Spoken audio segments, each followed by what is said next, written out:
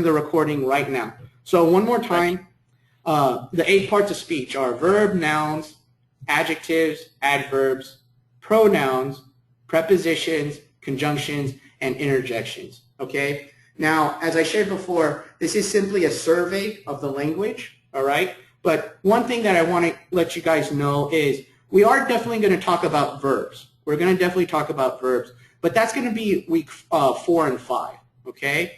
So we're not going to go over verbs yet, all right? We're definitely, unfortunately, due to the time of our semester, there's certain things that we can't talk about. For example, adverbs, prepositions, conjunctions, and interjections, okay? So I'm going to take those away. Now, don't worry about those 4 things that I just took away right now, okay? Because those are the easiest to identify, all right? So for the next 2 weeks, the only things that we're going to talk about are nouns, adjectives, and pronouns, all right? That's all we're going to talk about.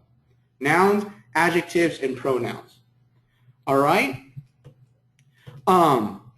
So let's actually define these 3 things, all right? And I'm going to continue on. So what is a noun? I know that this sounds a lot like review, but it's good to know. It's foundational, all right? A noun is a person, place, or thing, right? A noun is a person, place, or thing. So SUM, Bible College and Theological Seminary, that is a thing. Therefore, it is a noun. A microphone is a thing. Therefore, it is a noun. Isaac Lopez, he's a student. He's a person, okay? North Texas is a place, and so forth, okay? So those are all nouns. Pronouns are words that replace nouns, okay? So certain pronouns are personal pronouns. He, she, it, they, them, we, us, okay? So pronouns are words that replace nouns. And then adjectives describe nouns, all right? Adjectives describe nouns.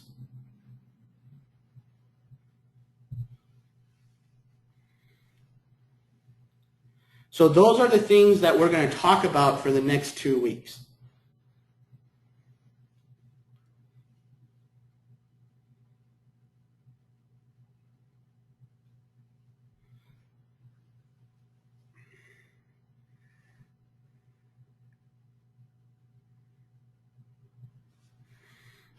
All right, if I can continue on, the next thing that I want to talk about is inflection.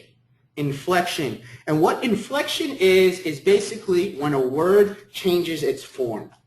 When a word changes its form. The reason why I want to bring up this concept inflection is because ancient languages have a lot of inflection. Their words change constantly. Their words change constantly. Now, do not be intimidated by that, okay? Because we need to understand that English does the same thing. English does the same thing. For example, if we talk about one child, can someone raise their hand and give me the plural form of that word, child? What is the plural form of child, or more than one child? Children. Very good. Exactly. Children. It's not child. Like you don't add an S at the end of it. You have to change the entire word almost, or you have to add things to the word to actually pluralize it. That is inflection.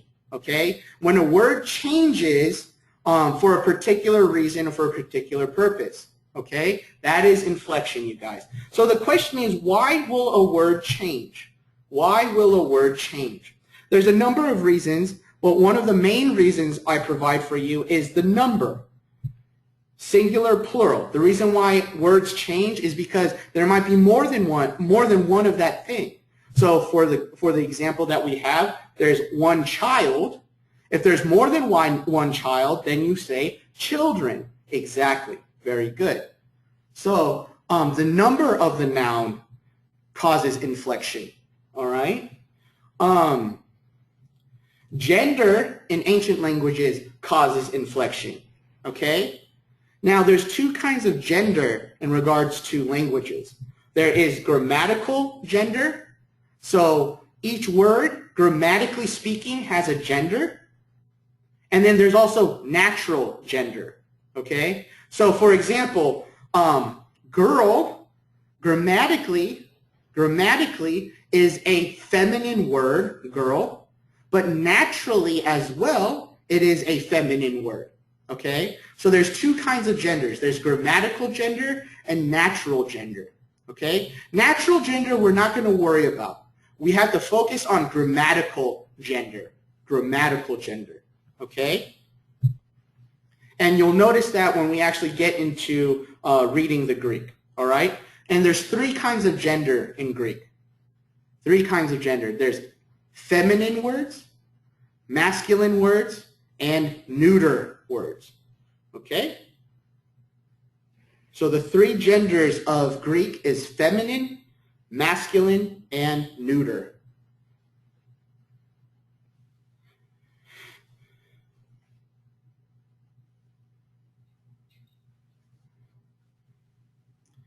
All right?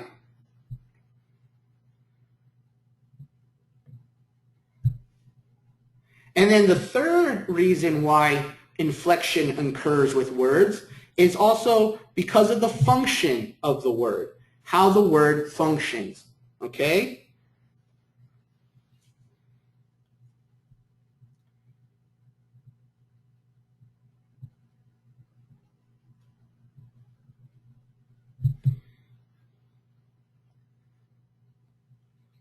Now, if I may continue on, I want to focus on this concept of function, all right?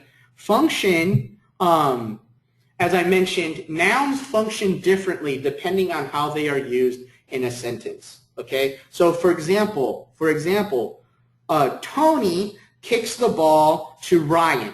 Tony kicks the ball to Ryan. Okay, how is Tony functioning in the sentence? And someone raised their hand to give me that answer. How is Tony, grammatically speaking, functioning in this sentence?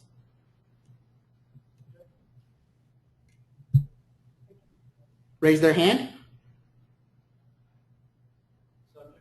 The subject, exactly. Very good. All right. How about the ball? How is the ball functioning in this sentence? Remember, Tony kicks the ball to Ryan.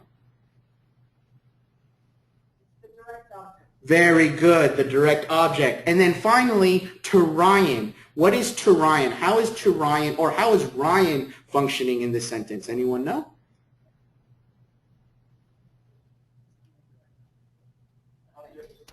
It's an indirect object. That's correct. Very good. Exactly. So in English, we realize, based on the sentence and how the sentence is written, that each of those nouns, Tony, ball, and Ryan, are functioning differently. Okay? Now in Greek, when we have those different functions, they have inflection as well. Okay? So the functions we can know for sure in Greek because the word changes in the Greek. All right? And I'll show you examples of that as we continue on in this presentation. But that is one of the major factors in the Greek why the word changes or the word has inflection. Okay? Now, these functions in Greek are known as cases. Okay? The functions in Greek are known as cases. There's technically 5 cases in Greek, okay, in Koine Greek especially, but I am only going to teach you 4 because the 5th one doesn't really happen all the time, okay? So I'm going to give you the 4 main cases in Greek. First case is known as the nominative case. The nominative case. This is the function of subject, all right? So there's a special inflected form for nominatives, all right? And that is the subject of the sentence.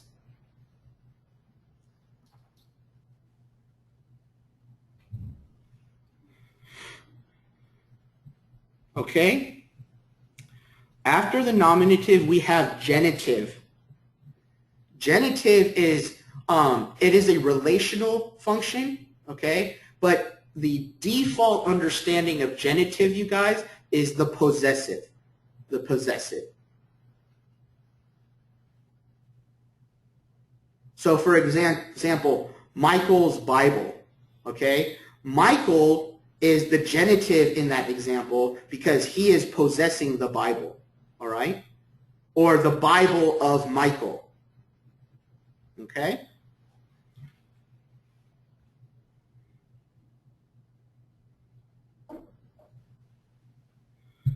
The next case is dative, and dative is our indirect object. So in my preliminary example, Tony kicks the ball to Ryan. That Ryan noun is our indirect object, and there's a very special form for that in Greek, and it's known as the dative.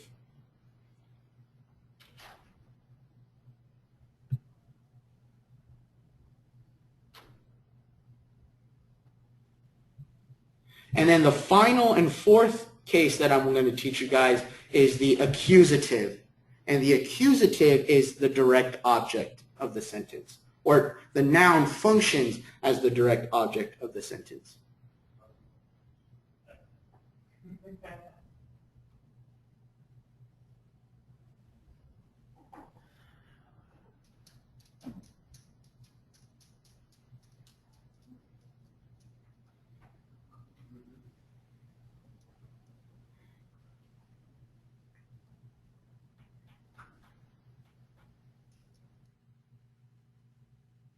Okay, now why am I teaching you guys all this? The reason being is because when you actually read the Greek text, you're going to see all these different words with different changes because of these inflections and because of these functions, okay? When you're trying to find a word to study, okay, say you want to try to find agape to study, all right, and find its definition, all right?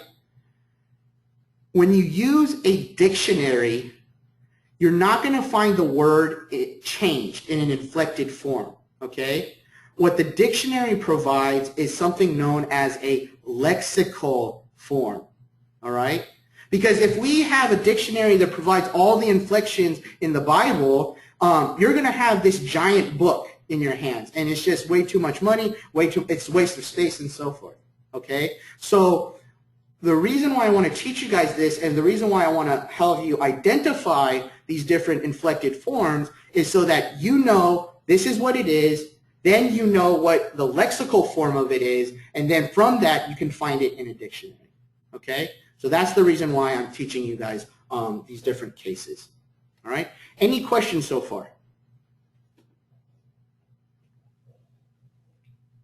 All right, then let's continue on. So let's talk about function and inflection. In the Greek, words change their form depending on their function, grammatical gender, and number. Okay? Greek words change their form depending on their function, grammatical gender, and number.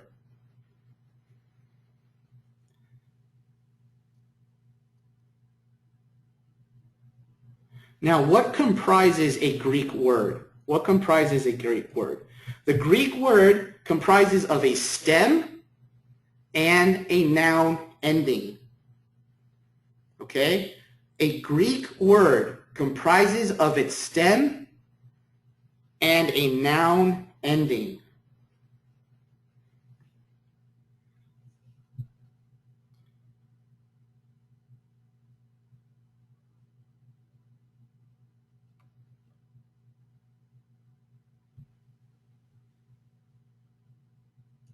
The stem never changes. The stem never changes. Okay? There's only certain exceptions to that, but the stem never changes.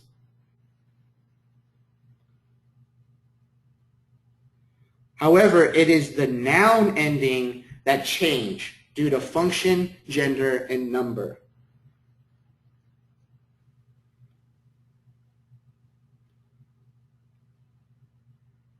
So when you read the Greek, the first part of that word assuredly will be its stem, okay? Especially in regards to nouns, all right? The first part of the word will be its stem.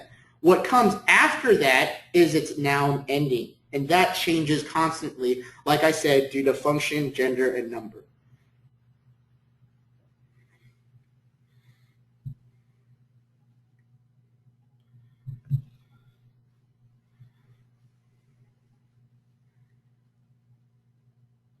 But I do wish to provide you a word of warning, even though there are rules, especially, and this is the same thing with English, there's always exceptions to the rules, aren't there? And that's the same thing with Greek. Sometimes the stem changes due to declension, okay? And we'll talk about more about that when we get into, when I show you guys these actual forms, okay? So there is an exception to the rule. Every time there is an exception, I'll let you guys know, okay? But trust what I said prior to that, okay? Just know that the stem, majority of the time, never changes, and it is the noun ending that change due to function, gender, and number.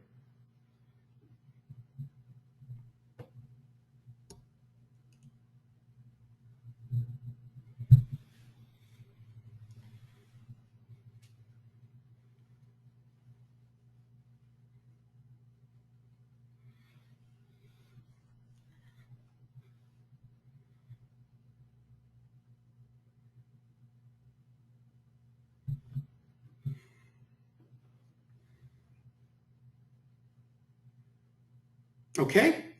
I'm going to continue on, and the next thing that I want to talk about after function and inflection is declension.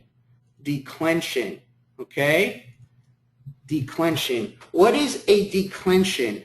Declension is a pattern of inflection, okay? It is a pattern of inflection. So let's do another example, and let's do the example of pluralization, pluralizing words. All right, I'm going to give you a word, and someone tell me, and raise their hand through ABHE or just shout it out. Someone tell me what is the plural form of that word. Okay, give me the plural form for the word book. What is the plural form for the word book? Books, very good. Give me the plural form for the word computer. Computers. Excellent, computers. Okay, now, give me one more. Give me the plural form for the word clock. Beautiful. Give me the plural form for the word man. Wait a minute, wait a minute, wait a minute. Hold on, it's not men's, it's not man's? It's not man's, right? Good, very good. That's what I'm calling, that's what declension is, all right? There's a certain pattern to pluralization in English. Sometimes you add an S at the end of it to pluralize a word, right? Like in clock, like in computer, like in book. However, other words, you actually have to change the vowel or add letters to it, like men. Another example is child. Remember from before. What is the plural word for child? Children, okay? So those are examples in English of declension. Declension. Declension is a pattern of inflection. Some words do it this way, other words do it this way, okay? That is what a declension is, okay? In the Greek, there are 3 declensions. Greek has 3 declensions. All right? And there's no fancy word for these declensions. The first one is the first declension. And the first declension is stems that end in alpha or eta. Okay? There are stems that end in alpha or eta.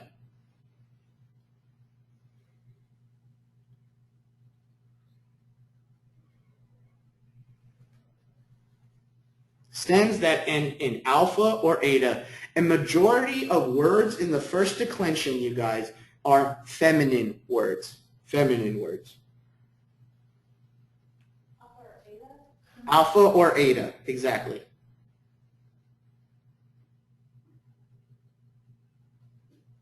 A majority of these words are feminine words. Not all, but majority of them are.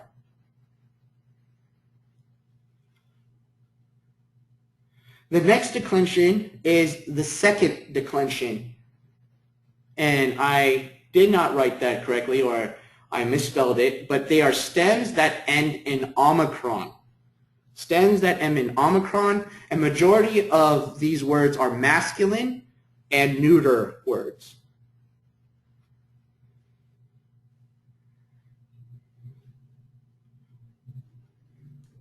They are masculine and neuter words.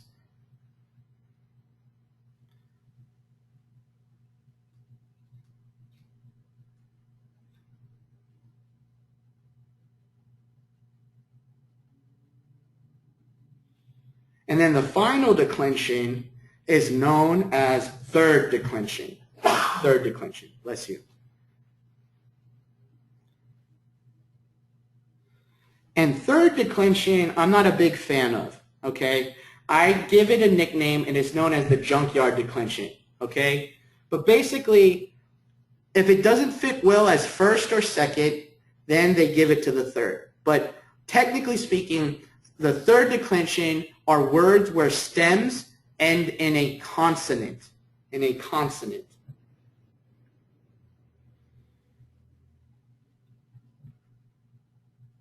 They are stems that end in a consonant.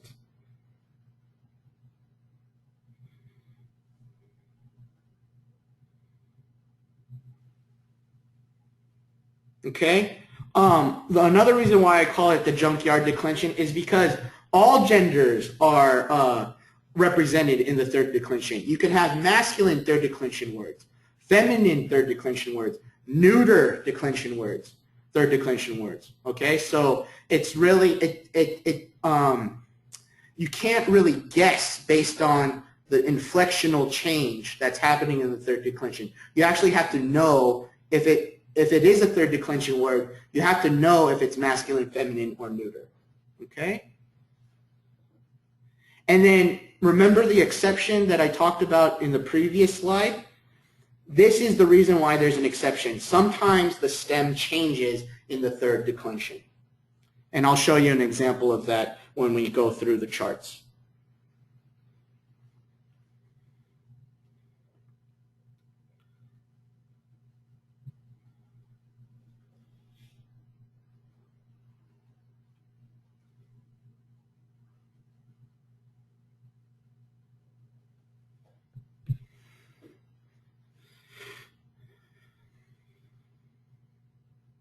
All right, any questions so far?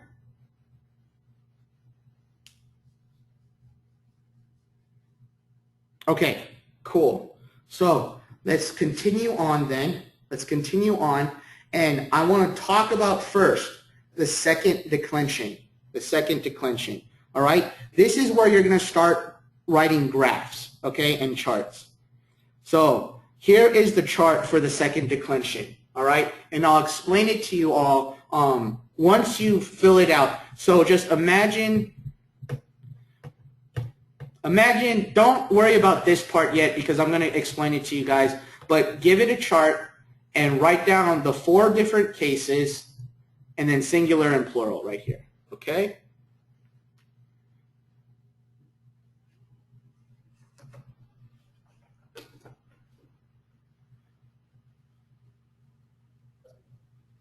Professor, you want us to do that right now? Yes, please, because we're going to write through them right now for your notes.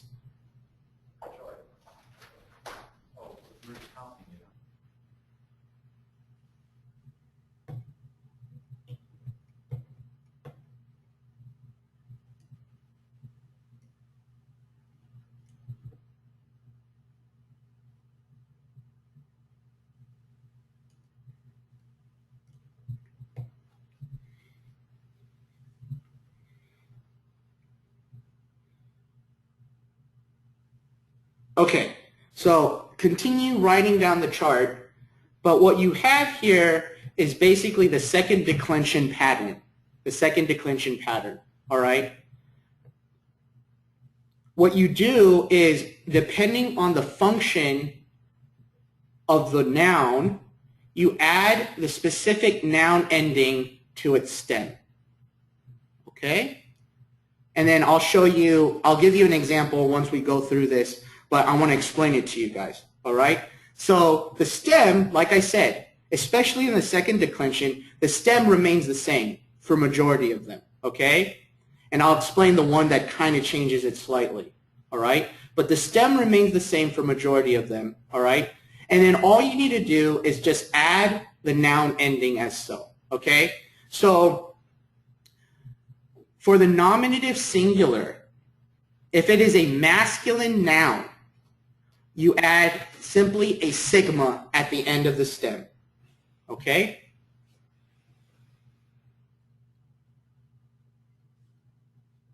Okay? Now, you might be noticing, well, what about this new here? What's going on with this new? I'm glad that you guys asked that question mentally. What it is that is the noun ending for the neuter gender words. Okay? That is the noun ending for the neuter gender words. All right? So, this one, the sigma, is for the masculine. The new is for the neuter. All right? One more time. Sigma for the masculine, new for the neuter.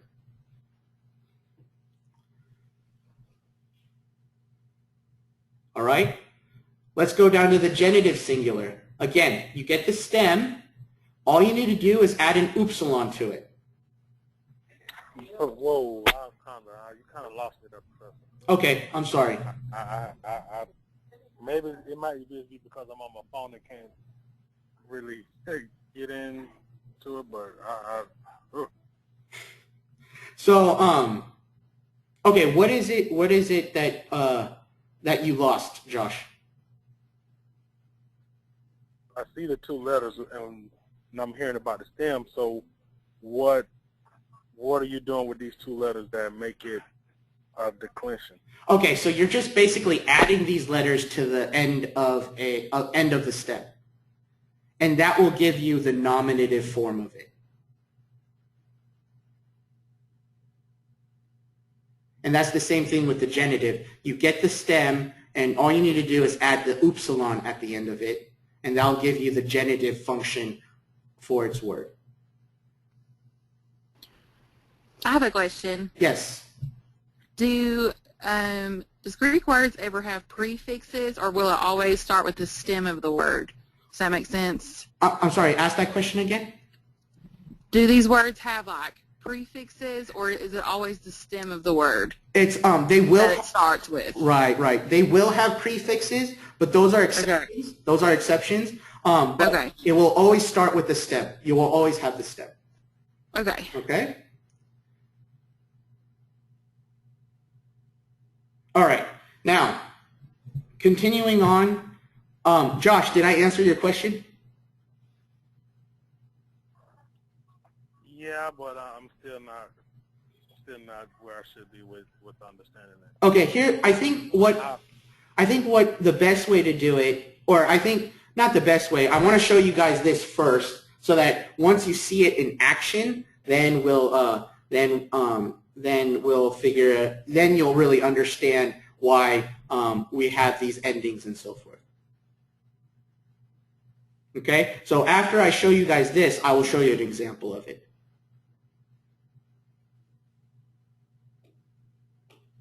All right. Continuing on with the dative singular. The dative singular, again, you have the stem, but this time what happens is this iota won't be next to it. It is known as a iota subscript. A iota subscript. I didn't have room to write out iota subscript here, but I will show you what that looks like with our example coming up next. Okay?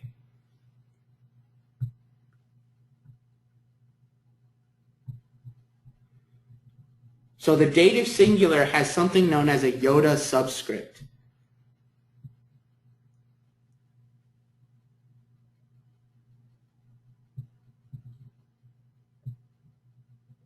And then finally, with the accusative singular, for the masculine, it ends with a nu. Okay? This other nu is for the neuter. Okay? Now check this out, you guys. Notice the nominative singular for the neuter, it's a nu as well. Accusative, it's a nu, okay? Here's a characteristic for neuter words. The nominative and accusative are the same, okay? The nominative and accusative are the same. For neuter words, the nominative and accusative are identical. All right?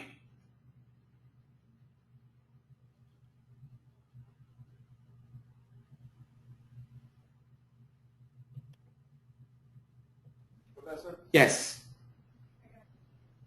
On the accusative singular and the second declension, since they're both news, how can you tell if it's going to be a masculine and or a neuter? Good question. First way is to study and memorize the genders of the words. But the second way, which is the easier way, is identifying them based on the definite article, which I'll talk about hopefully once we finish class tonight. So that is the next clue about the to let us know between the masculine and the neuter. It is based on the definite article. Okay? All right. It is technically, we've gone through the class. It's been an hour and a half now. So like I said, let's take a 30-minute break. Get food, stretch, drink water, and be refreshed, and then we'll continue on with this class once we get back. Okay? So let's take a 30-minute break.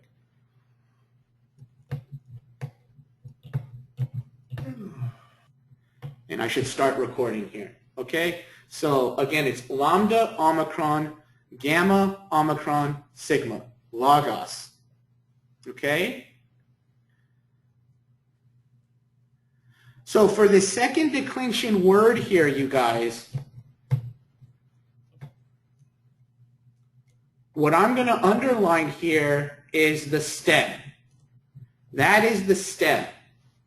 Remember how I told you that in the second declension, the stem of the word ends with an omicron? So what I underlined here is the stem.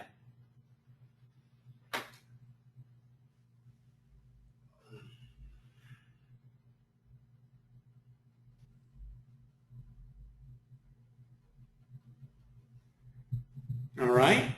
And so that, by doing that, what I'm going to do is I'm just going to copy the stem in these boxes right now.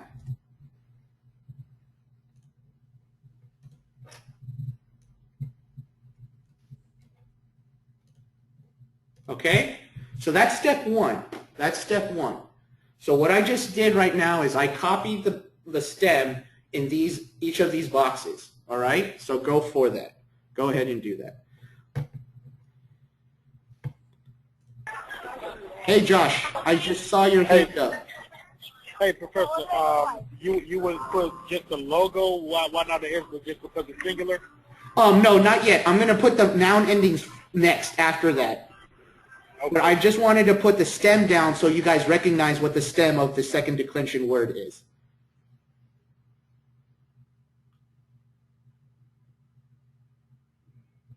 Okay? So I added the stem right here.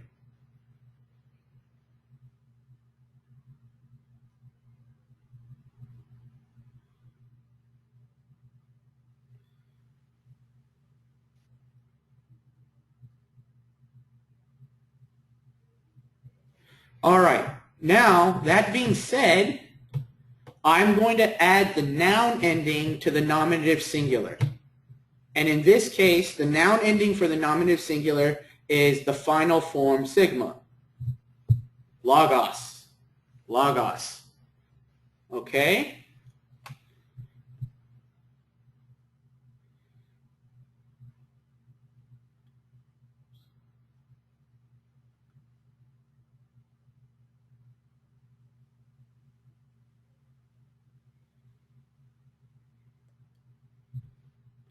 All right, and like I said, the nominative singular form is its lexical form. That's why we have it up there with the lexical form, logos. That's what you'll find in a dictionary, logos.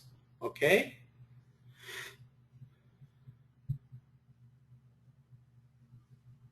Oh, and by the way, let me just share the translation of this word, logos, is word. That's what it means, word. Okay?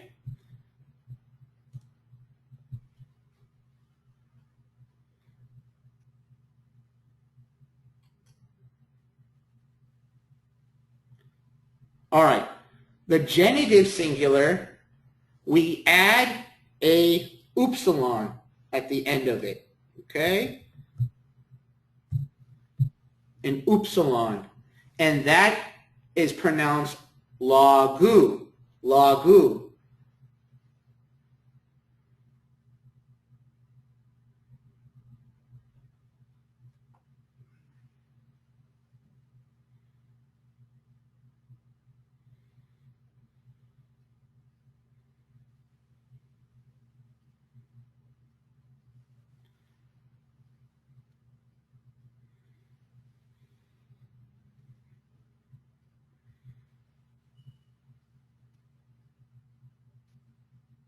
Okay? Now, the dative changes things up a little bit. Okay? Remember how I told you before break that with the dative singular, there's something known as a iota subscript. A iota subscript. Okay? This is what it technically looks like. What happens to that final omicron is that it changes with the iota subscript. It changes into an omega. Okay? But it has something underneath the omega. All right? And this is what it's going to look like. Oops. All right, that's what the dative singular looks like. Okay? Now, if I can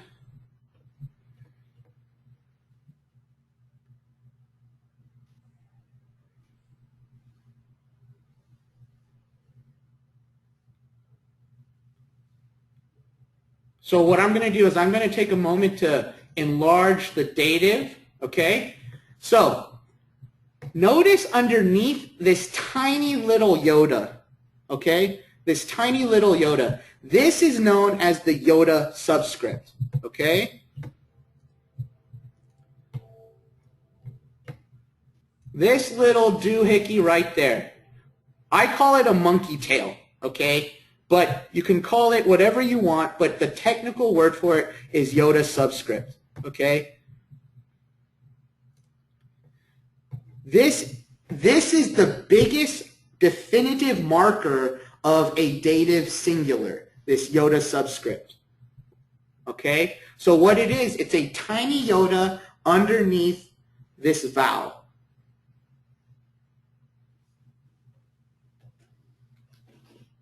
Okay? That's the biggest clue for the dative singular, the iota subscript or the monkey tail. All right? So instead of having a giant iota here, you make the iota small, very minuscule, and you put it underneath the final letter. That is the iota subscript.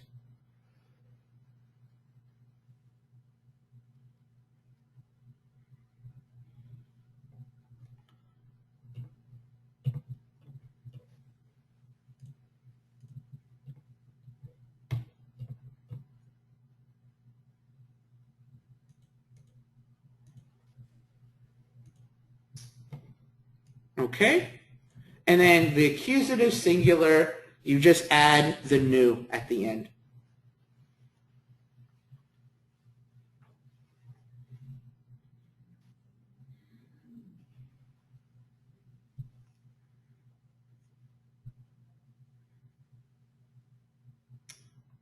So let's go through the singular first, all right?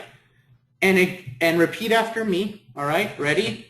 Logos, lagu. Oh, good, very good. Lago, lagon. Beautiful, excellent, excellent. And this is basically what inflection looks like in the Greek, okay? Especially the nouns, all right? This is what inflection is. these additions or these changes of the word or the noun endings to showcase the function, okay? So like I shared, the nominative case is the subject. When you see the nominative case ending, logos, this will give you the clue that this word is functioning as what? The subject of the word. The subject of the word, okay? The genitive, it is possessive. So this is of a word or words with the apostrophe S, okay? The dative is the indirect object, to or for a word. And the accusative is the direct object of the sentence, all right? So this form, when you see it in this form, you'll notice it as basically the one that's receiving the action, okay? So this is the masculine noun endings for the second declension, all right, singular. Any questions about that? Okay, cool. Let's do the plural now. For the nominative plural, all you add is a iota. A iota.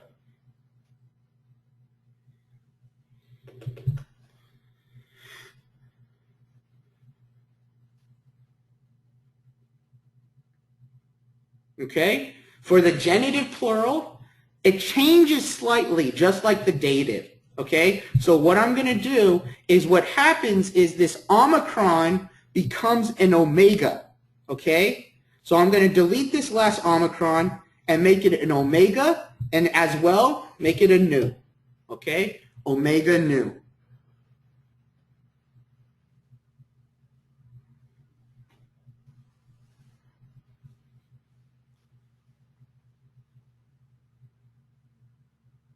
Okay? For the dative plural, I'm going to add a iota and then final sigma.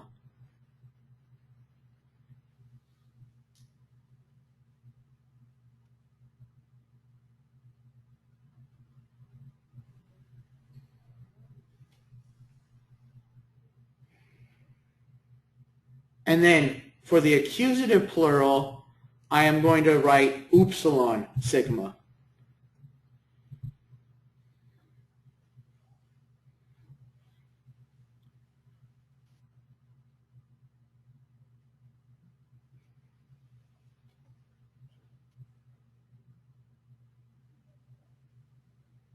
All right? And so what you have here are the plural second declension forms. The plural second declension forms. Okay?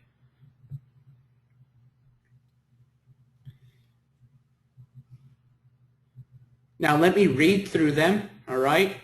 And like I said, repeat after me. Nominative plural, logoi.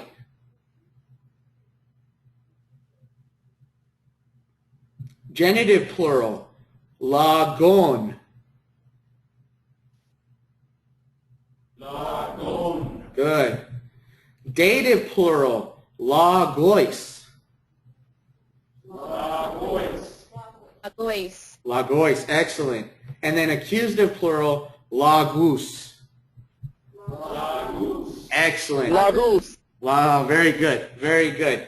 So, don't repeat after me. Let me go through all of them so that you guys can hear it. Ready?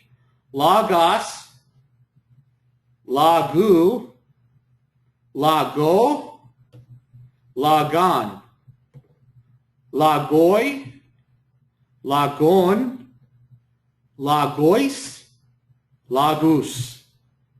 Okay? And these are the second declension forms. These are the second declension forms. And the reason why we have these different forms is because each one will function in its own way in a sentence. Okay? So like I said, the nominative plural, that will give you the subject of the word, which is words in this sense. Okay? Accusative plural will be the direct object and so forth. Okay? So these are the forms that you will see in the Greek text. And the reason why they're so different, even though they're all the same word, because they are, the reason why they're spelled differently is because they function differently within a sentence. All right? Questions about that? Okay. Shall I continue? May I continue on with the next word? Okay, cool. So what we have here is a second declension masculine word. Second declension masculine word. But remember how I told you that in the second declension you'll also have neuter words as well. Neuter words as well. Okay? So what I'm going to do is I'm going to give you guys a neuter word next. So the neuter word that I'm going to use here is teknon, which is tau epsilon kappa nu omicron nu. Tau epsilon kappa nu omicron nu. Okay, teknon. And the translation of teknon is child. Child. All right? Child.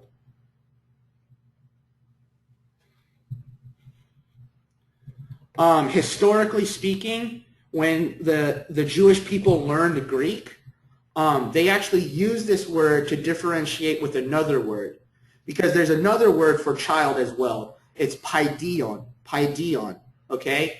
Teknon for the people of Israel had a more spiritual, relational connotation, suggesting that teknon means a child of God, a child of God. So the Israelites used teknon to convey as being a child of God, okay?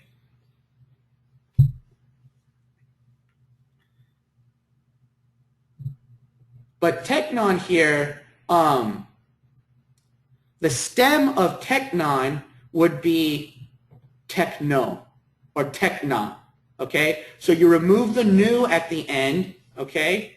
And you get the stem. So this is the stem right here. Tau epsilon kappa nu omicron. That is your stem, all right? And let me just erase all this. Pink. All right. So that'll be my first step. I'm just going to copy and paste tekna in all the sections here. And as a matter of fact, I'm going to make them middle, okay? So I added the stem in all the sections, okay? Now this is what I meant about the nominative and accusative being identical, okay? Back to the chart in my presentation. Are you recording all of this, Professor? Yes, I am. Yes, I am, Josh. Okay? So for a neuter word, one of the key characteristics of a neuter word is that the nominative and accusative are identical. Okay? So that being said, okay, the ending for the singular nominative was a nu. Okay? Whoops. Let me do that. Oops. There you go. Is a nu. All right? That means that the accusative will be a nu as well.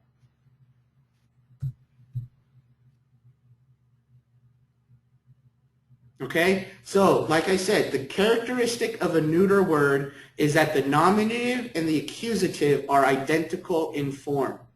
They are identical in form.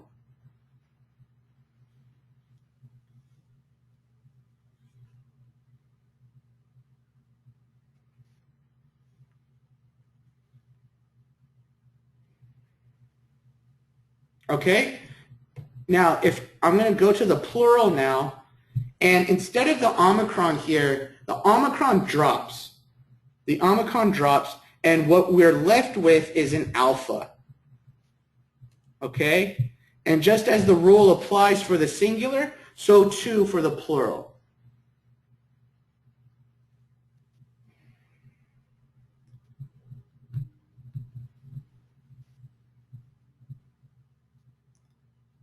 Okay? So one more time. When you have a neuter word, the nominative and accusative are identical.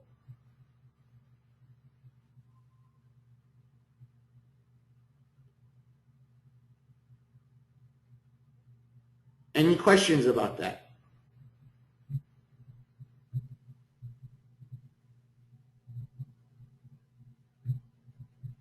Okay, so now what about the genitive and dative? It just follows the same parameters. It just follows the same as it was with logos. So for genitive singular, I'm going to add an upsilon to it.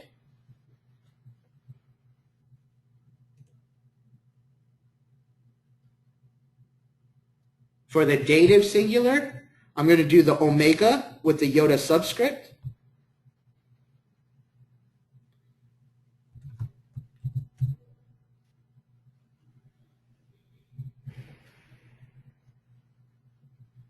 For the genitive plural, I'm going to take that omicron away and put omega nu.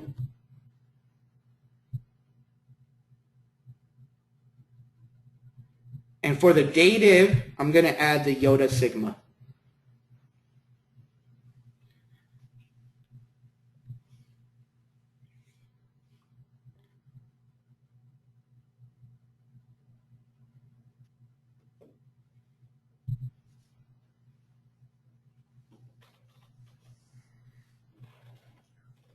Okay?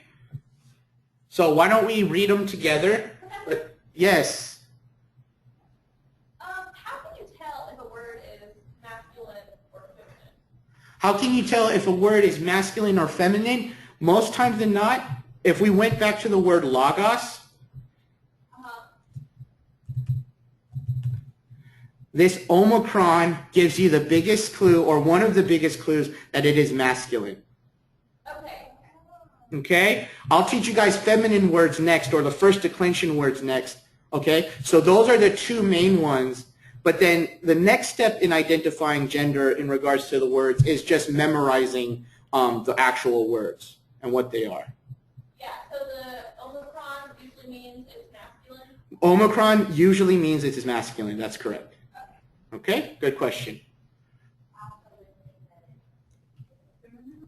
Okay, so I'm going to read through the singular, and then we'll go through the plural, okay? And then we'll continue on into the first declension, all right? So repeat after me. Ready? Nominative singular, teknon. Good. Genitive singular, teknu. Good. Teknu. Good, very good. Dative singular, techno. Techno. Techno. Good. And accusative singular, again, teknon. Good. Technon. Good. Plural, tekna. Tekna. Good. Technon.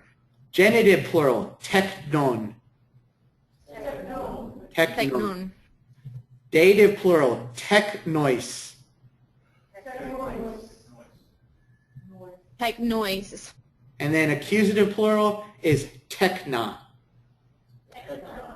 Okay. Before we continue on into the first declension, one more time in the characteristic of neuter words. One more time. The nominative and accusative are identical in form.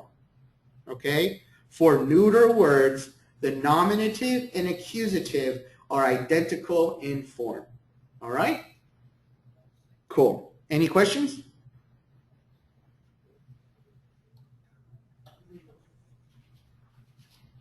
All right. Let's go back to our presentation then.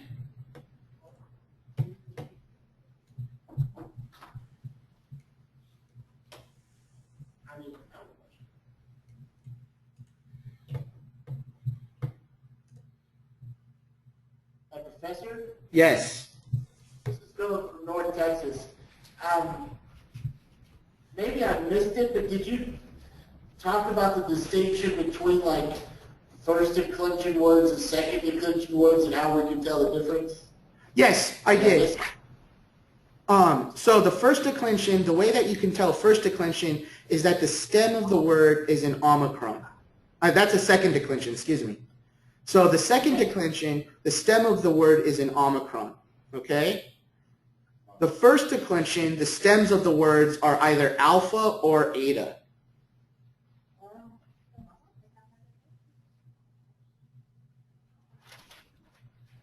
Thanks, Professor. I remembered it as soon as I asked. Okay. Very cool. Good. Excellent.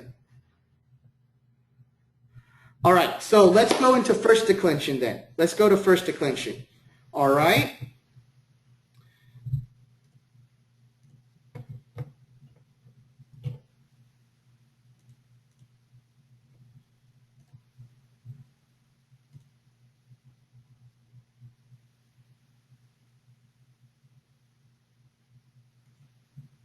All right, so what we have here are basically the noun endings of the first declension. And check this out. Majority of them are identical to the second declension, aren't they? Majority of them. The only difference that we have is the nominative singular. The nominative singular. That dash is to let us know that we don't have to add anything to it. Okay? That is the only major difference to the first declension and the second declension. What makes the difference is the stem. The stem of these first declension words will end in an alpha or an eta. Okay?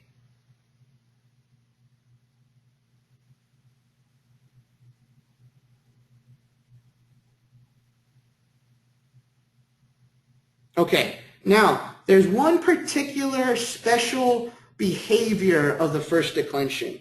All right? So, like I said, what we have here is basically identical to the second declension except for the nominative singular. And I'll show you guys what that looks like when we get into the examples like I did with logos and teknon, okay? But I want to go into this special behavior of the first declension next, all right? So just go with me on that. Can I continue on? Is it all right if I continue on? Thumbs up? Thumbs up? Yes? No? Thumbs down? Okay. Okay. All right. I'll hold on then.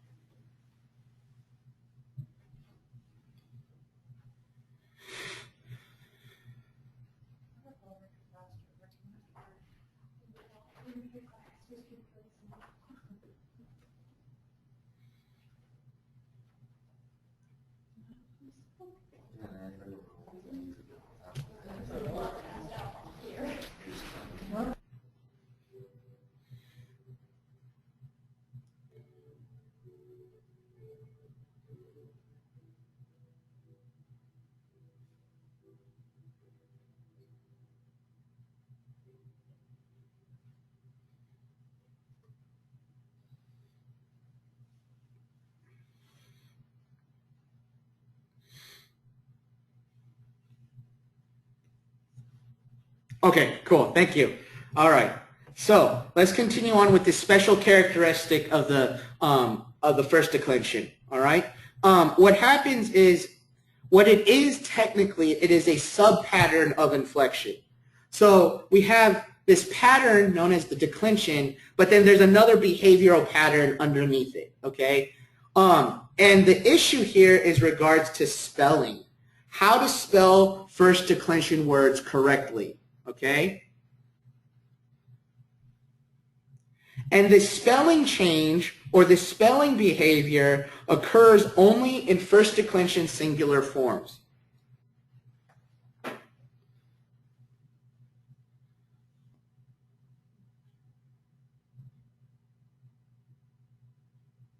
Okay? And so these rules are very abstract right now, but I will show you guys these rules when we actually go through the practice of showing these words. All right? But rule number one is this. If the first declension word ends with an eta, then all vowels in the singular will be an eta.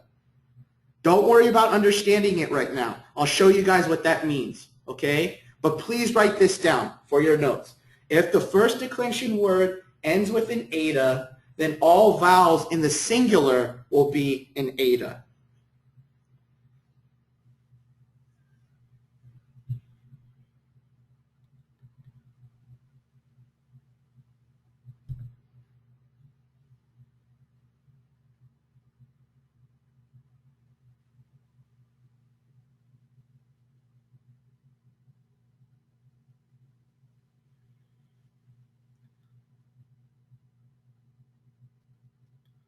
All right.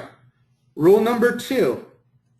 If there is a iota, epsilon, or rho before the final alpha stem, okay, then all vowels in the singular will be alpha.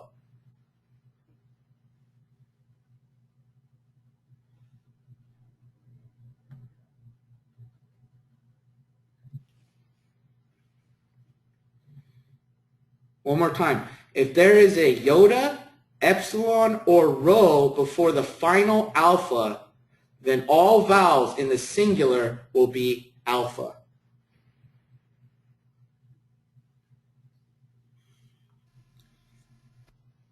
That last rule isn't showing up on my screen. Oh, it's not? Okay. Let's see.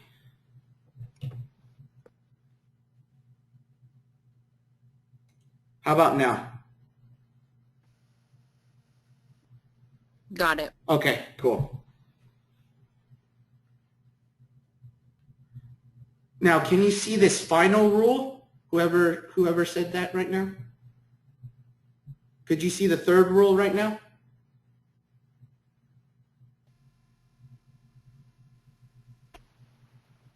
Well, I see half of the second one. It's really weird. Huh, And then I interesting. see, if not the previous 2 rules, the vowel. Okay, cool. That's the one that I'm getting into now.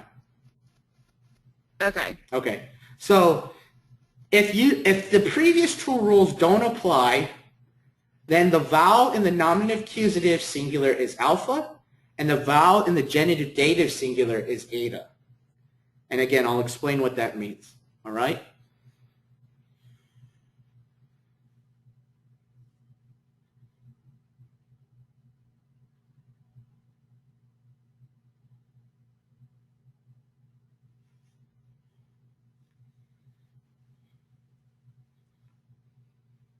So these are the 3 different characteristics of spelling in regards to the first declension.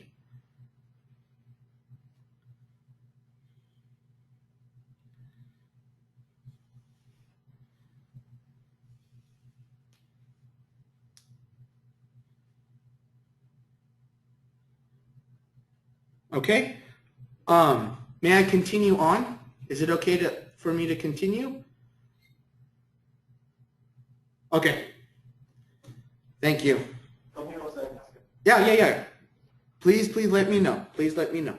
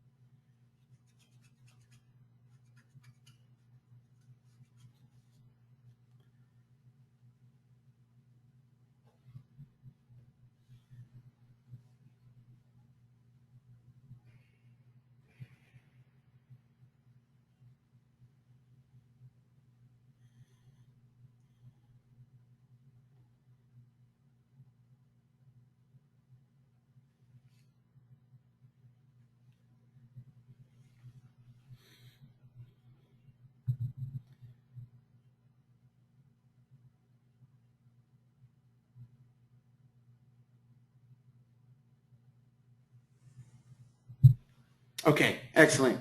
So let's actually work on these right now. Let's do some first declension words right now. And let's see, I paused it. Good. Okay, cool. So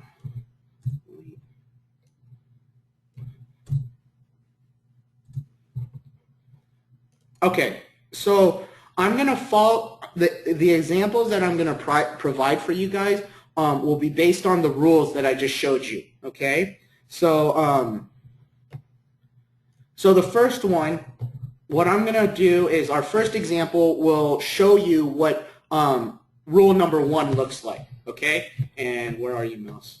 There you are. Okay, so the word that I'm going to give you guys for the example is gamma, rho, alpha, phi, eta.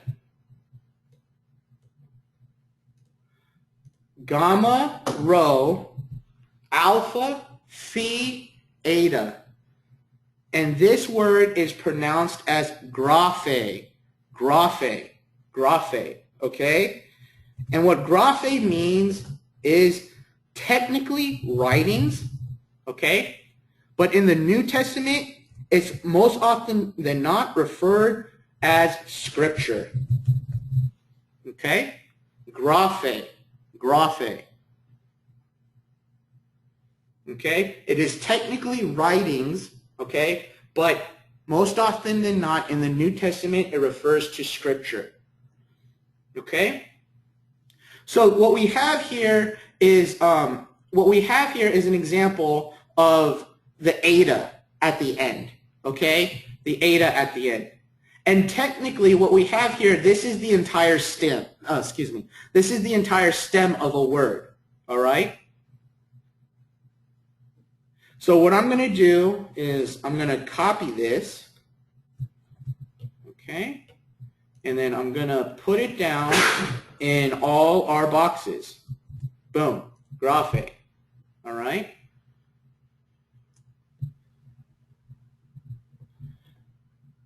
Now when you write your plural, however, delete the eta because something changes, okay? So we're going to delete all the etas here for the plural only. All right, so please keep that in mind.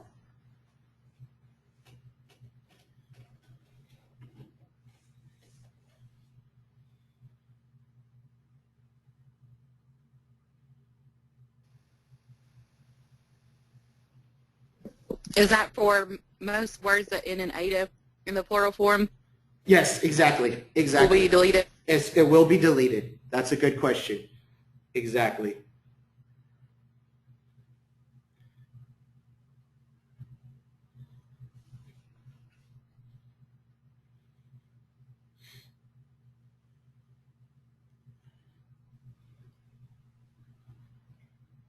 Okay? So this is what rule 1 looks like in action. All right? Whenever you have an eta ending a word, in the singular form, all the noun ending vowels will be eta. Okay? So we have nominative singular, nothing changes, okay, because we don't have to add anything. Genitive singular, we add the final sigma.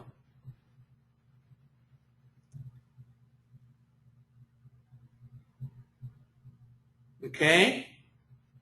For the dative singular, all right, just like it was in the second declension form of the dative singular, this eta will have a iota subscript. Okay, so what's going to happen is all you need to do is add a iota subscript underneath the eta.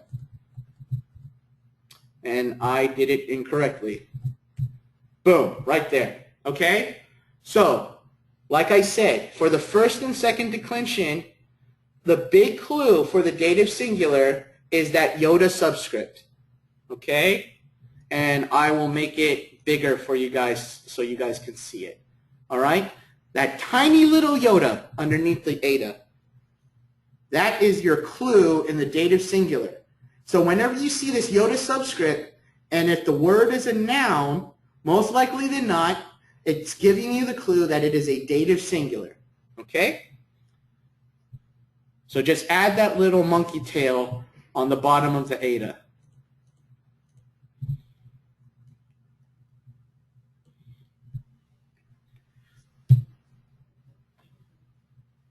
Okay? And then finally with the accusative, you just add a new at the end.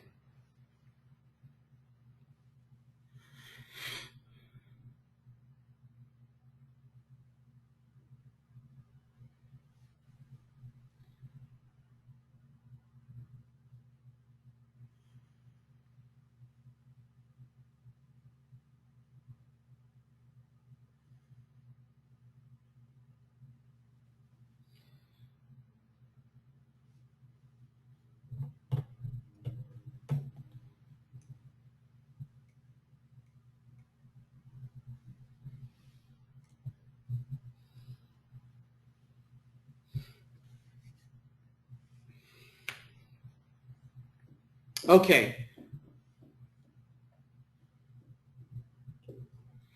I'm going to do the plural next. Where are you, mouse? There you are. For the plural nominative, you add an alpha iota.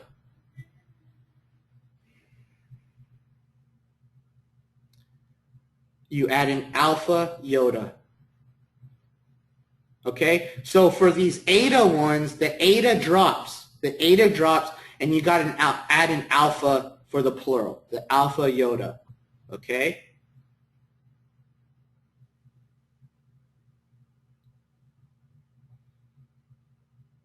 For the genitive plural, just like in the second declension, you guys, it is a omega nu.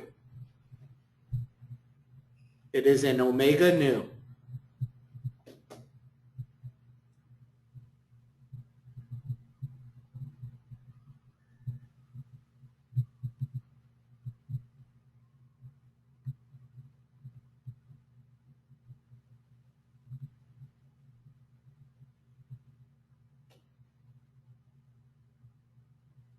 Okay?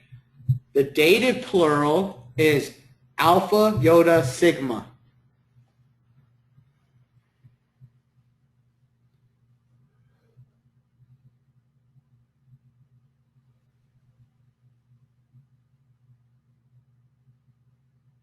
And then finally, the accusative plural is alpha sigma.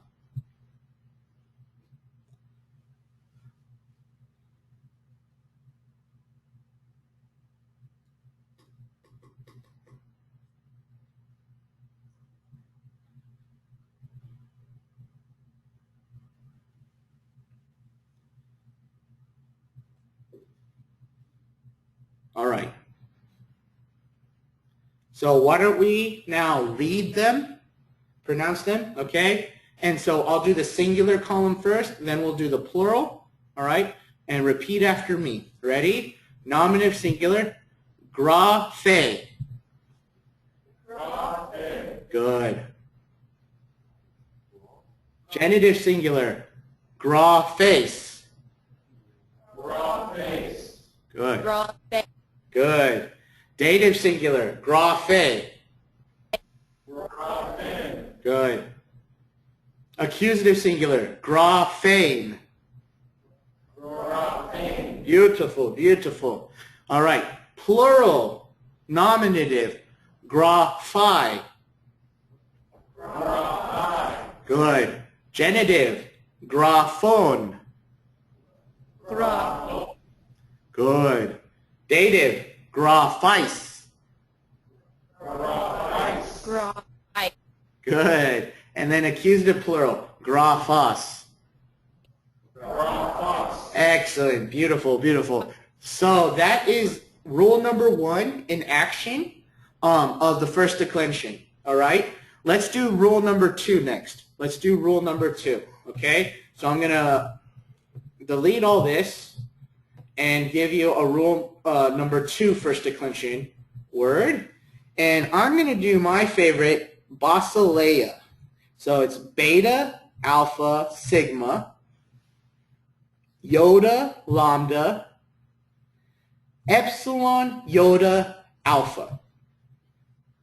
Basileia. Basileia. And what basileia means is kingdom. Kingdom. Kingdom. Okay? Basileia means kingdom. Okay? Now, according to rule 2, if the final alpha comes after an epsilon, iota, or rho, okay, which in this case it does, right before the alpha is a iota, then everything in the singular will be alpha. Okay? So what does that look like? So let's copy and paste this word into our boxes, as so, all right? And let's just continue adding all our endings, all right? So nominative singular, we don't have to add anything, all right? Genitive singular, instead of changing that alpha to an eta, because we don't need to, because right before it is a iota, all we need to do is add the sigma. Whoops, that's not it. Add the sigma. There you go. Hey, Professor, Yes. hey, some of us don't have the wonderful tool of copying and pasting. We have to write it out. Can we slow roll this a little bit, please? Oh, yes, yes, sorry. Okay. You. And is the whole word the root or the stem again? Yes, the whole word is the stem.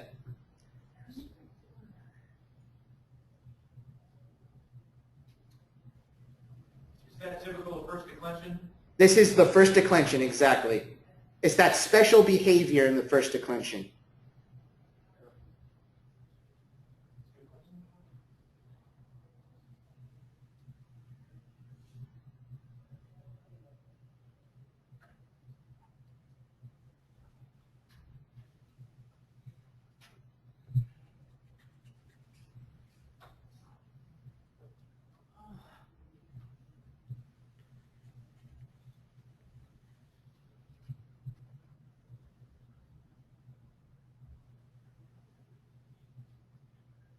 Does anyone have carpal tunnel yet? Yes. Good. Good. Then you're in the right track. And I just had surgery to correct it. It's back already. Professor, just to clarify, first declension words, the entire word is the stem? The entire word is the stem, yes, sir. And the reason why now there's a lot of grammarians or a lot of people who write these Greek grammar books out there that'll have differences of opinion. But the reason why I teach it this way is because Mounce teaches it this way. So I don't want to, if you ever buy the textbook, if you desire to buy the textbook, I didn't want to lead you into confusion in regards to that.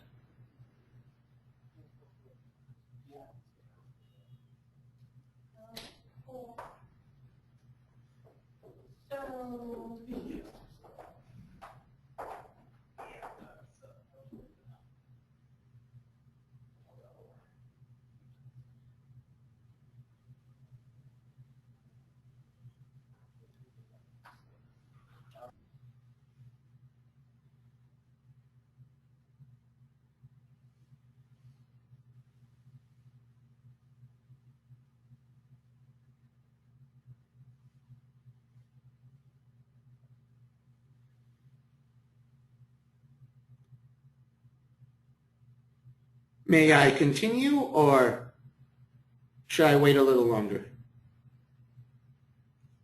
Thank you. Thank you, Patricia. Thank you for giving me those signals. I really appreciate that.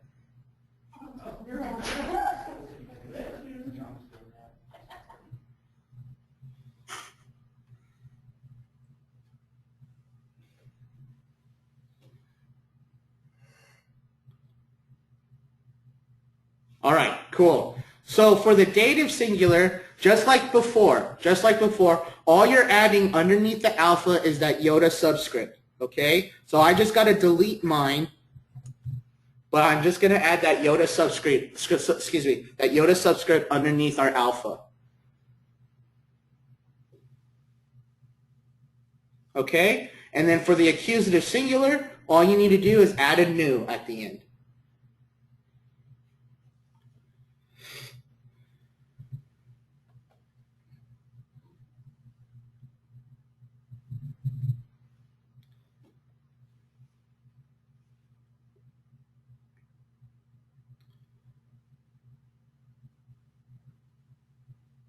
Okay, I'm going to go now to the plural column, all right? For the nominative plural, I'm going to add a iota after the alpha.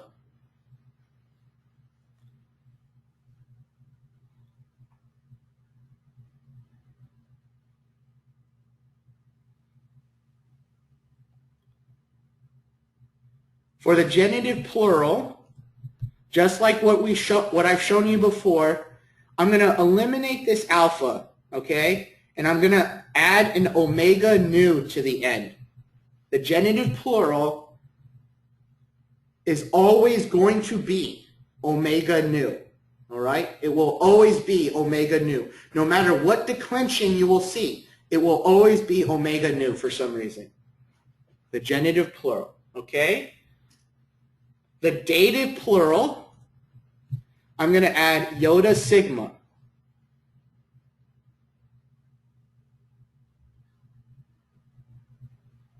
And then finally, the accusative plural is simply the sigma. Okay?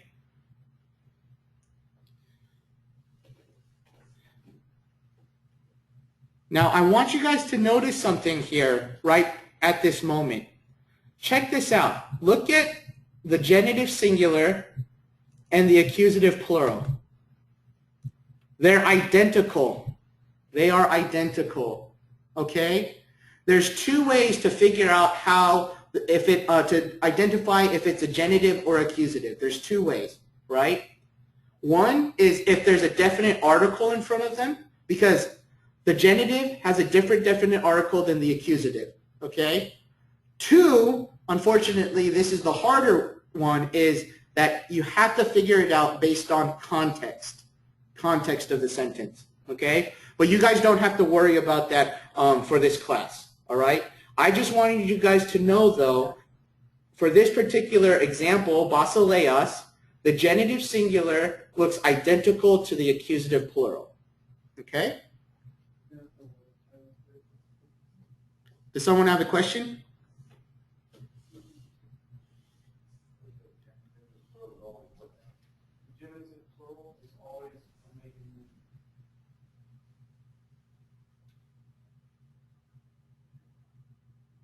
Okay, so the next thing I'm going to do, just like we did before, I'm going to read the singular and then I'm going to read the plural, okay? And repeat after me. Ready? Yes, go ahead. The genitive plural is always omega nu. Is that just for first declension or is that for all the declensions? All the declensions. All the declensions, the genitive plural will be omega nu.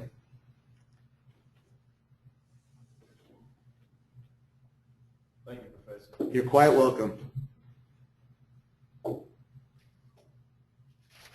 You guys are a good class. You pick up on things. I really appreciate that.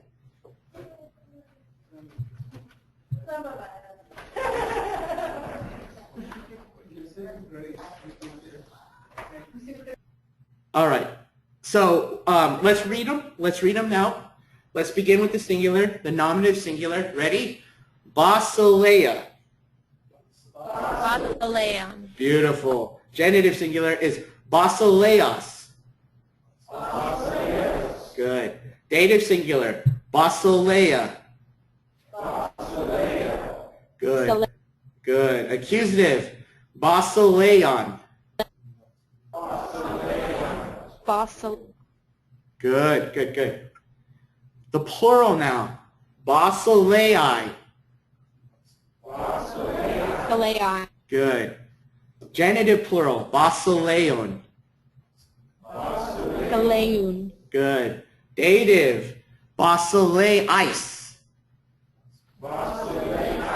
Good. And then accusative plural, basileos. Excellent. Basileia. Good. Very good. Josh, you have your hand up, sir. Go ahead.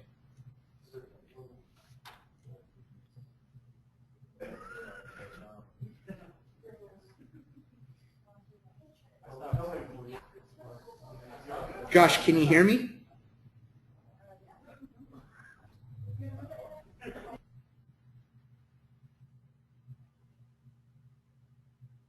Hello, Josh?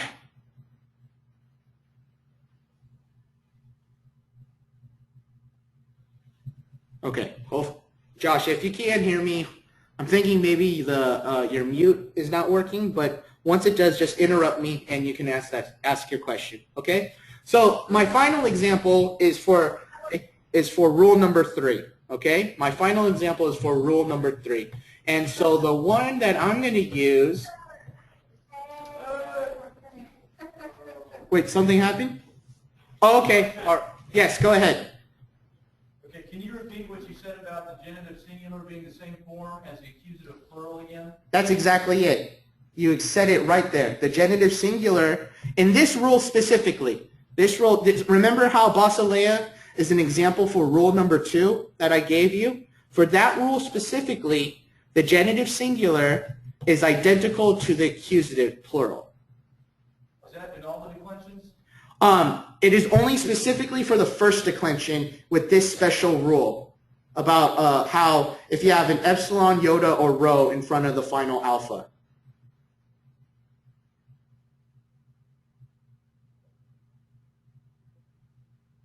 Thank you, Professor. So, Josh, go ahead.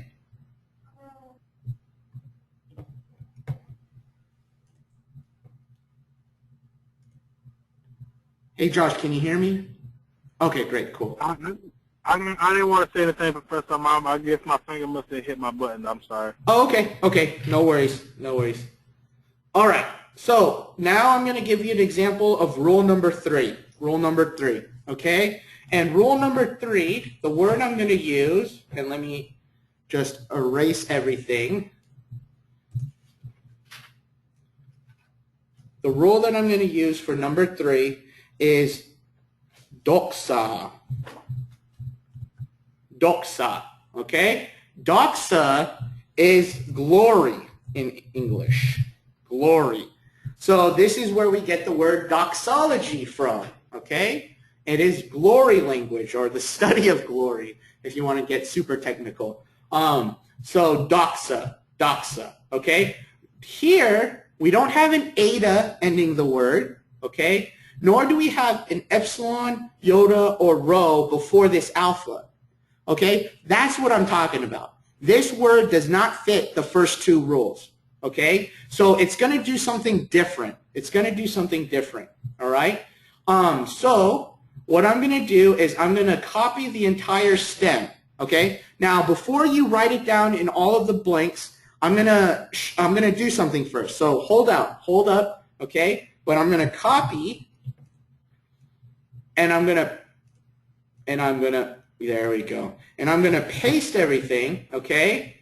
And at this moment, don't write anything yet, okay? Don't write anything yet. Let me just fix this up for a moment, okay?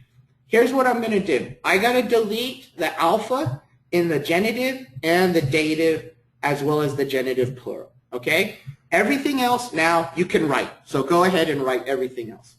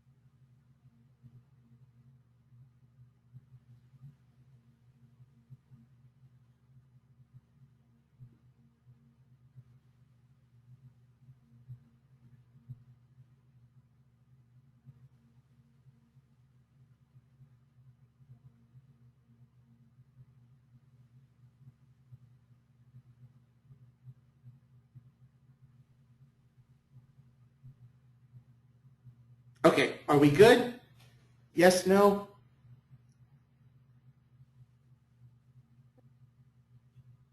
All right, so Brianna has the thumbs up. Okay, all right, well, hold on. Okay. No? All right.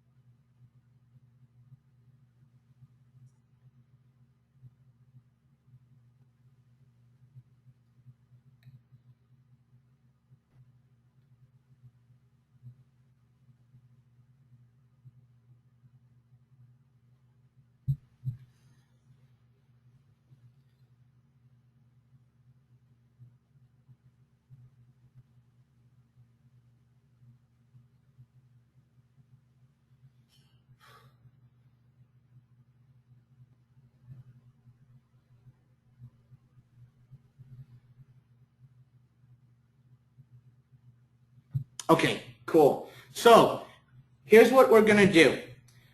Here's the rule for rule number 3, all right?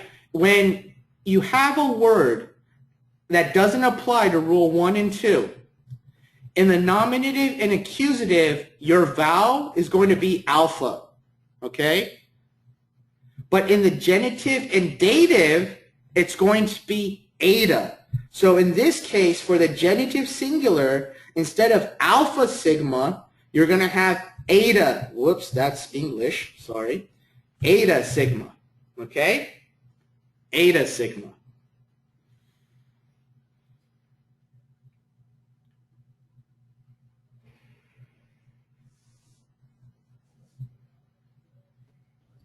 Will you repeat that again, sir? Yes, absolutely. So for this particular word, doxa, okay?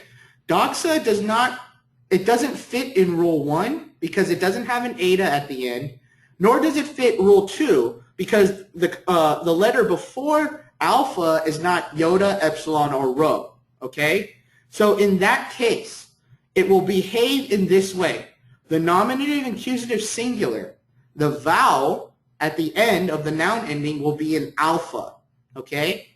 But for the genitive and dative, it is going to be an eta. So that's why for the genitive singular here, I wrote it with an eta sigma, not an alpha sigma, okay? And for the dative here, I'm going to do the eta with the iota subscript, less so, okay?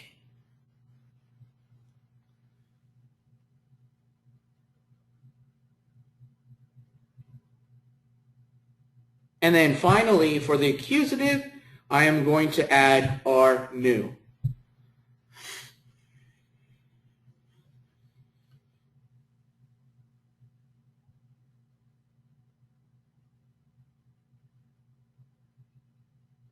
All right. Now the plural is the same for all of the rules. So we'll just go through the plural quickly. I'm going to add a iota for the nominative plural. I'm going to add omega nu for the genitive plural. I'm going to add a iota sigma for the dative plural. Excuse me. And then I'm going to add a sigma for the accusative plural.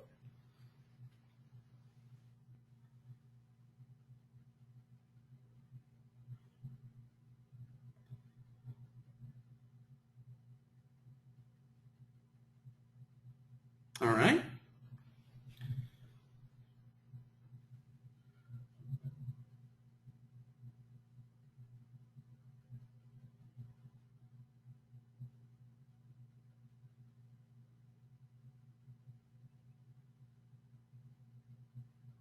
Okay, so let's read them out, all right? And then just repeat after me. Ready? Nominative singular, doxa. Doxa. Good. Genitive, doxes. Doxes. Dative, doxe.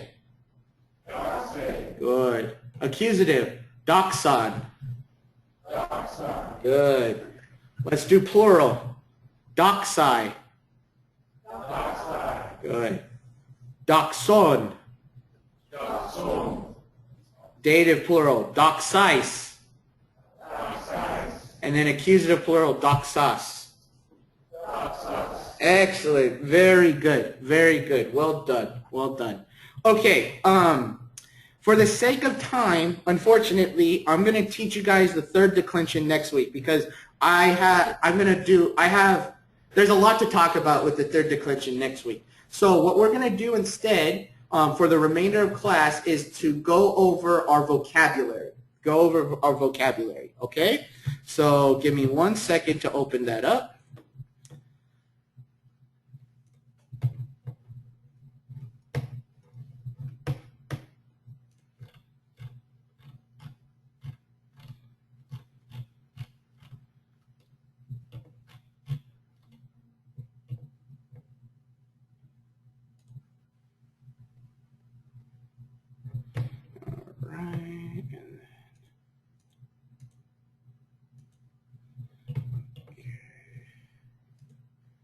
Let's just go huge. There we go. Okay, so let's see.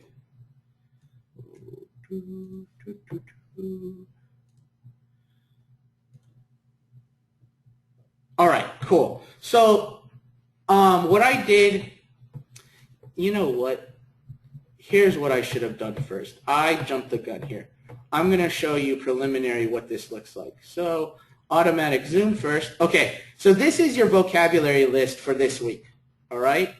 You have about 20 to 22 words here. All right?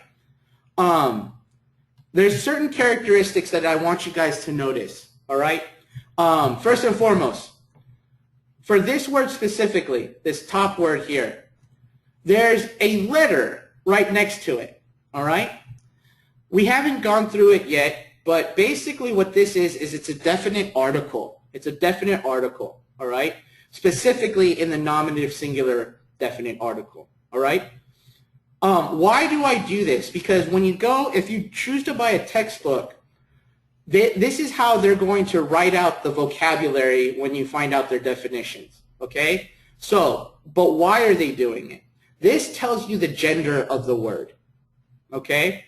So if you see an eta at the end of the word, that lets you know that it is a feminine word. Okay? So when you see an eta at the end of the word, that lets you know that that is a feminine word.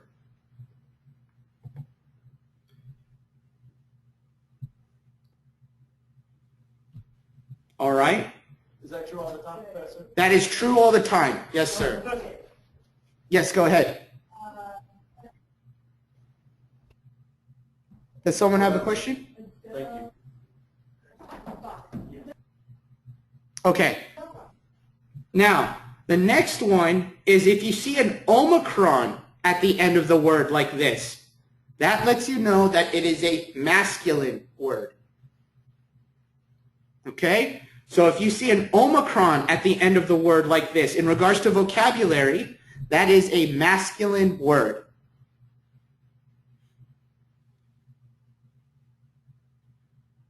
Is that true all the time on that? On vocabulary, yes, sir, it is. Okay? And then finally, if you see this tau omicron, that top at the end of a word, that is a neuter word. A neuter word. Okay?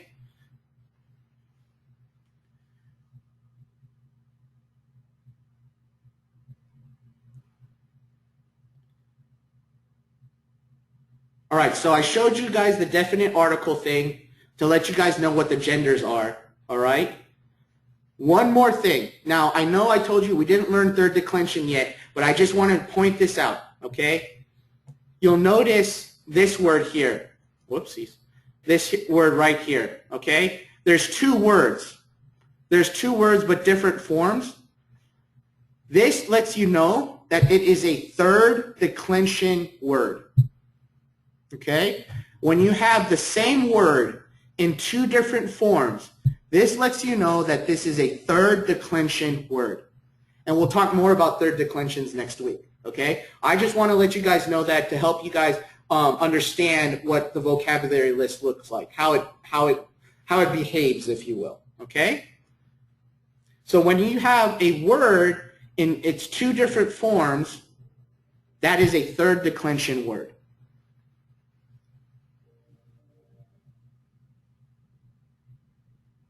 The second word is correct? Yes, exactly. But just keep in mind, this entire word is in the third declension. Okay? Once you have a second word in a different form, that is a third declension word.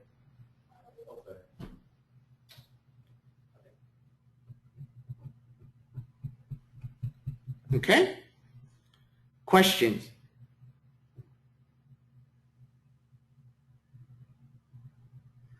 Let me ask someone this and raise their hand via ABHE. I think someone's hand is up, actually. Josh, go ahead. You have a question, sir?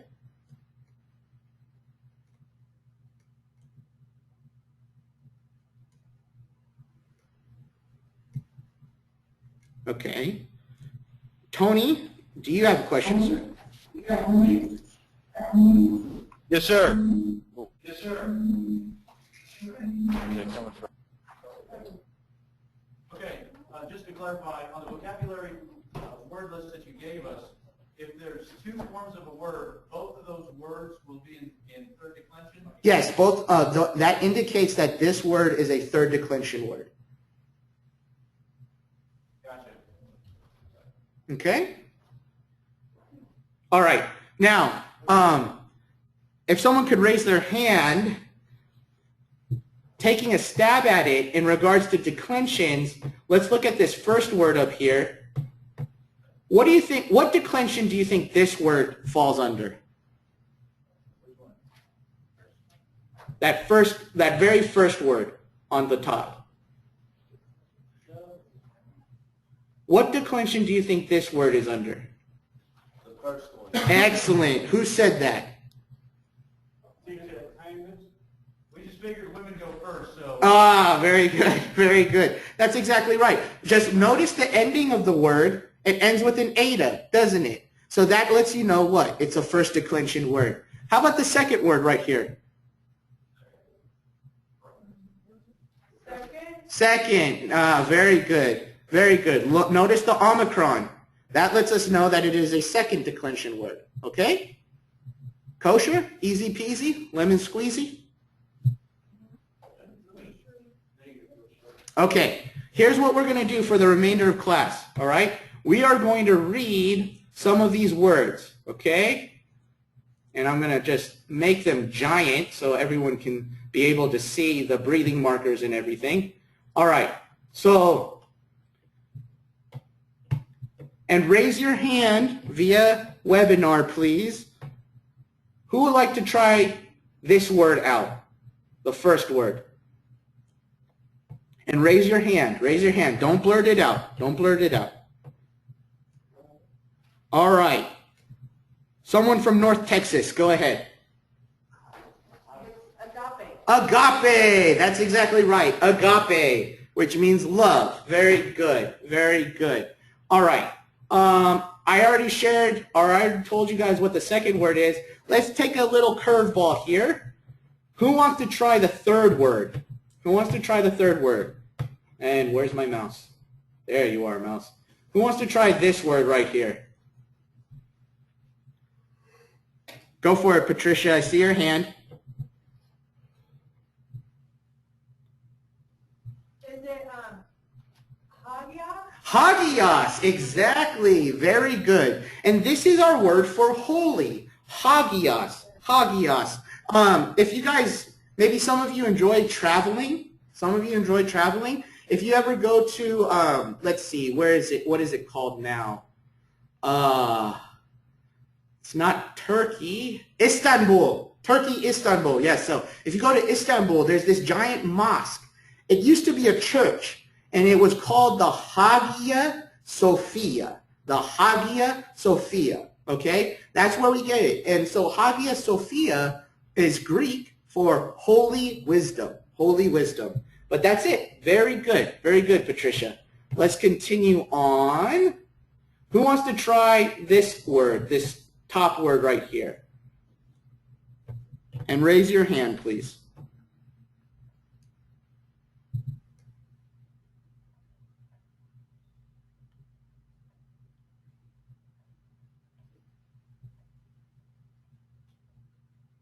Anybody? Anybody?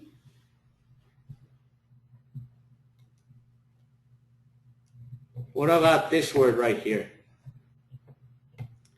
All right, Joseph, go ahead.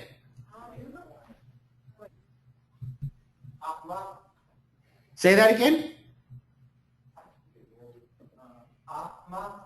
Close. You got the second syllable right. This is a iota right here.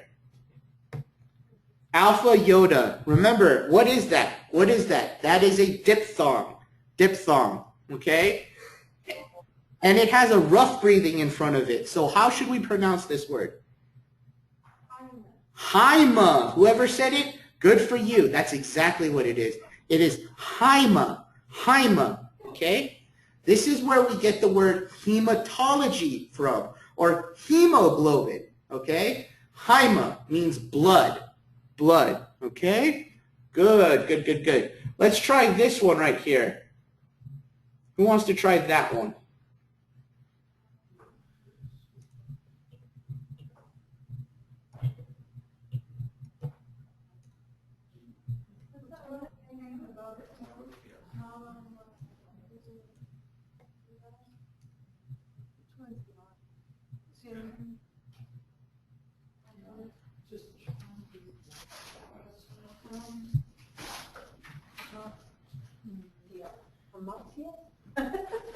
No, is that no, road, it's Amar.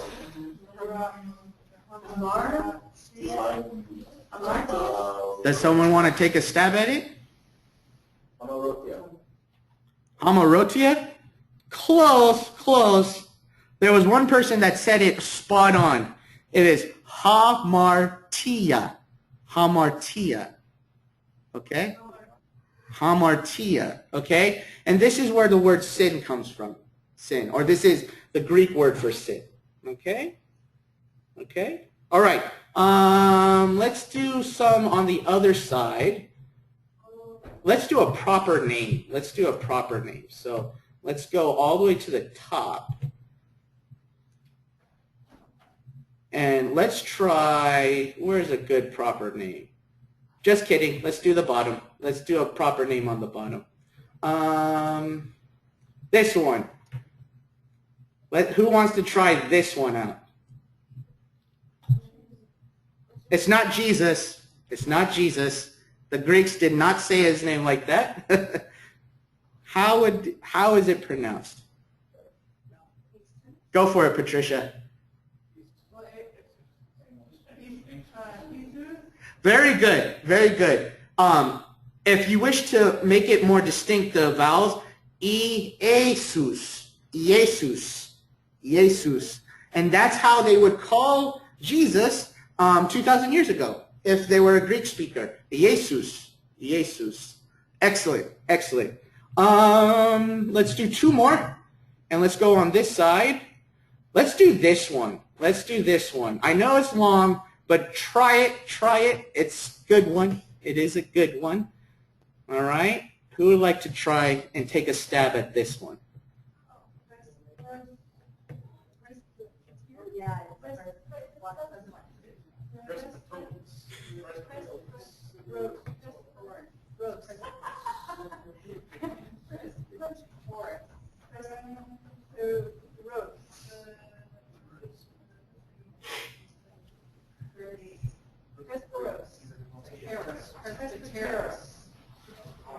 That's all I got.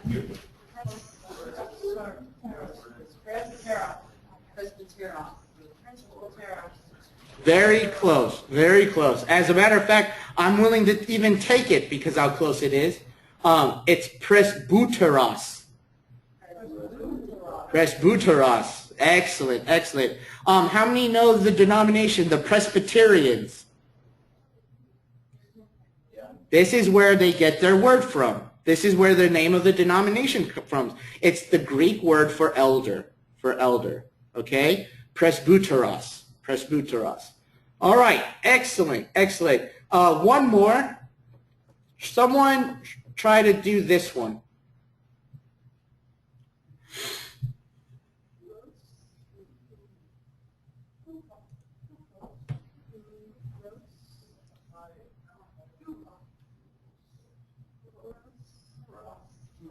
Who said it? Who wants to be the ambassador? Or who wants to be the victim? Puras, good. Puras, puras. Exactly. And this is our word fire. This is our word fire. But this is also where we get the word pure from, or purity. So to understand how the Greeks understood purity, it's being refined by fire, being burned by fire. So that's where we get our word for purity and fire. Okay? Excellent. Very good, you guys. So study these words, and you will have a vocabulary quiz from these words. And let's see. let's go back to our Smoodle page. Okay.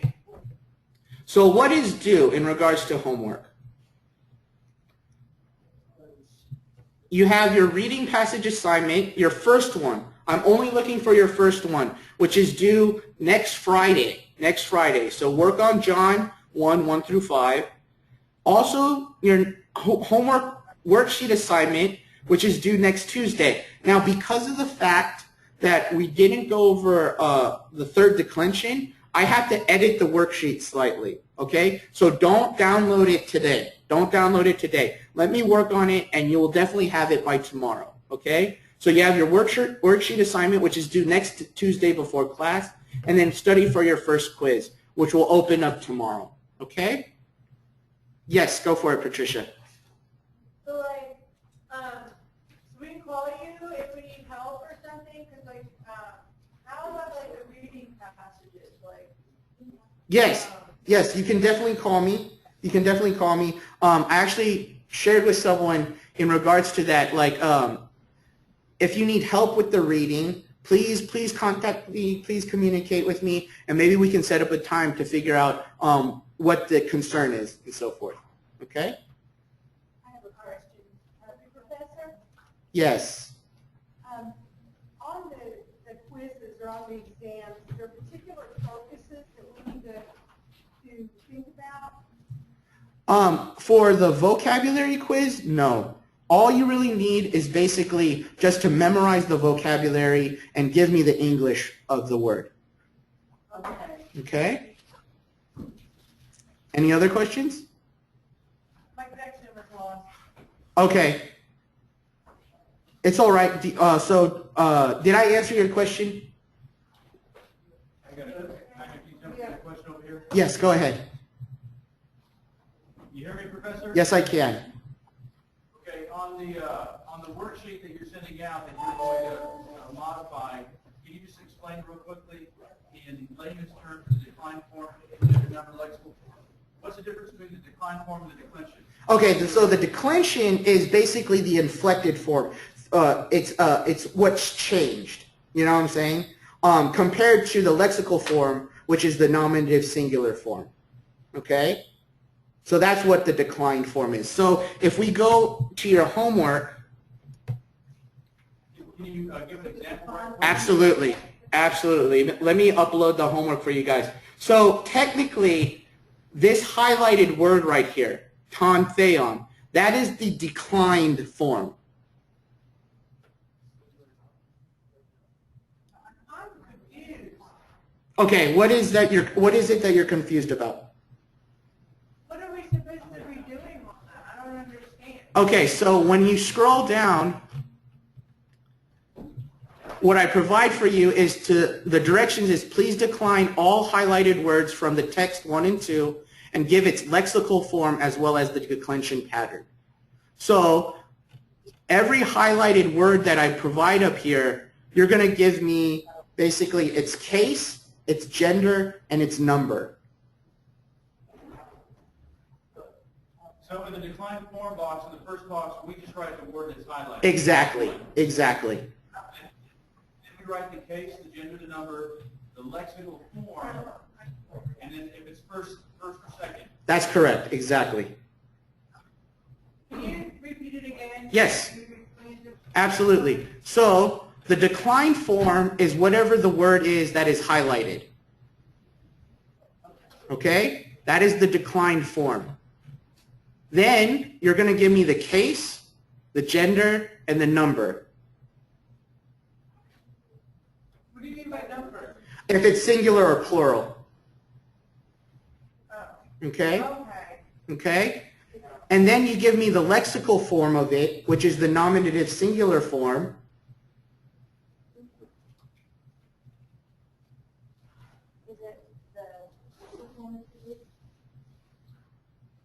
And then you give me the declension pattern. If it's a first declension, second declension, or third declension. But because I didn't teach you guys third declensions, I'm going to eliminate that those exercise questions.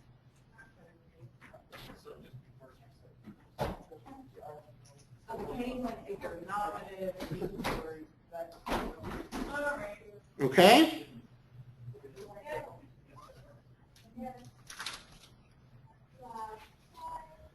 Yes, Josh, go ahead.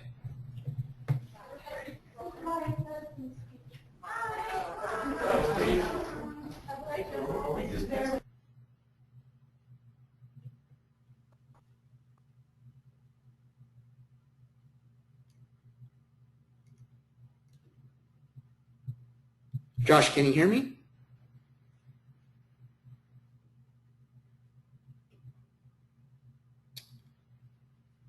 Okay. Well, class is dismissed, you guys. So, as always, if you have questions after class, please email me or call me, and I will get back to you right away. Okay? So, God bless you. I will see you guys next week.